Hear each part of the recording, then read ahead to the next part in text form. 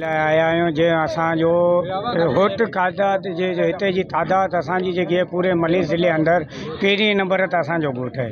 1977 में असांजी डिस्पेंसरी बनी हुई जंहिंखे जोड़ींदे हिन खे 6 साल अची वियो आहे। ऐं जॾहिं बि असीं हेड मिनिस्टर सां मिलण वञूं पिया चइबो ठेकेदार अचे पियो, पेटी ठेकेदार अचे पियो, फलाणो ठेकेदार अचे पियो। अॼु ॾींहं ताईं 6 साले डिस्पेंसरी जेकी ठहियल हुई उन में डॉक्टर अॼु ॾींहं ताईं हाल में वेठल आहे, जेको हाल अॼु किरण वारो आहे उन में वेठो आहे। अॼु ॾींहं ताईं उनजो उहो ई हाल लॻो पियो आहे। ऐं हिते जेके गटर असांजा पैंप 600 फुट मां 600 पैंप फुट हुआ, असांखे हुते 100 पैंप लॻाए ॾिनो।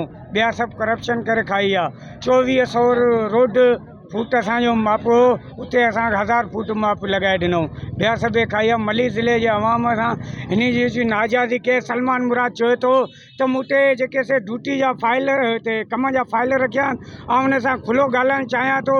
चवे तव्हां मलीर ऑफिस में बि अचां, अगरि तो वटि फाइल आहिनि त तूं अगरि जवान आहीं नौजवान आहीं, अगरि तूं PPI जो सचो कारकुन आहीं त तूं अॼु मुंहिंजे साम्हूं इहे फाइल खणी अचु। ऐं तो ॿुधायां थो तो ईदगाह जो जेको कमु कयल हो उहो तुंहिंजे टेंडर खां अॻु थियल हो। तो पंहिंजी पेटी उते हणी पंहिंजो फोटो कढी करे तो चयो त हीउ असां हिते कमु करायो। इहो तव्हांजे कम खां अॻु 2007 में थियल हो।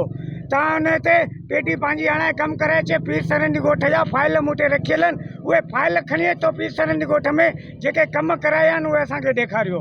असांखे टोन मां अंदरां टेंडर ॾेखारियो जेके कमु कया आहिनि। असां वटि कमु इन कुझु कोन कयो आहे। न असांखे पाणी ॾिनो आहे, न असांखे रोड ॾिनो आहे, न असांजी डिस्पेंसरी बनायो आहे, न असांजा हाल।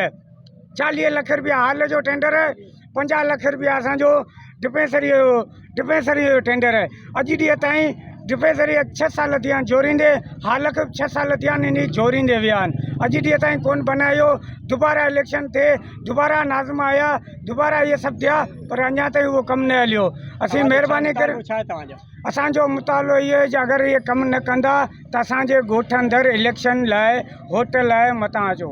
असीं उन्हनि खे कोन छॾींदासीं अंदरि। असीं बैनर फाड़ींदासीं, असीं झंडा फाड़ींदासीं, असीं रोड ते जेको अगरि ऑफिस खोलींदा उहा ऑफिस बि असीं जोड़े ॾींदासीं पीपल्स पार्टीअ खे।